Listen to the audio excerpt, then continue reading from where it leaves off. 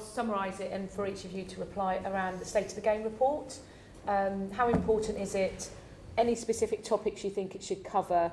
Should it be initially within a certain time frame and subsequently at what sort of intervals? Critically important, and we look forward to playing our part in it. The key issue we have is in relation to its regularity. So it should come as quickly as it can, be done properly and efficiently. But after that, we believe it should not be at 3-year intervals, which will lead to almost, perpetual discussion about the state of football.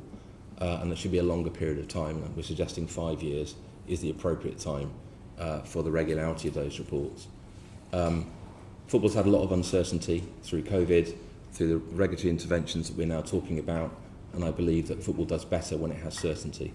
Our commercial deals are becoming longer, so we're doing 4-year commercial agreements. I think the EFL's is 5. Most of our international revenue is tied up over 6-year agreements. If you look at other industries, the Ofcom review is every 5 years. I think the telecoms industry is 10. 3 is incredibly short. It'd be like painting the Forth Bridge. Once you finish one report, you'll have to start another. It's great for the economists and for the consultants, bad for the competition organisers and the clubs. Can I give a last minute to Rick and then one to Mark? Rick?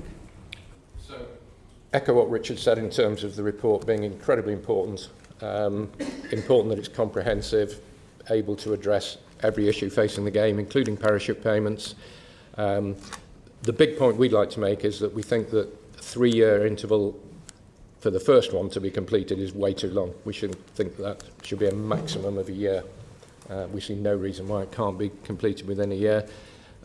We actually think 3 years is fine, in as much as 8 of the last Premier League TV deals have been on a 3-year cycle. The Champions League TV deal is on a 3-year cycle. Parachute payments operate on a 3-year cycle. Football operates on a 3-year cycle.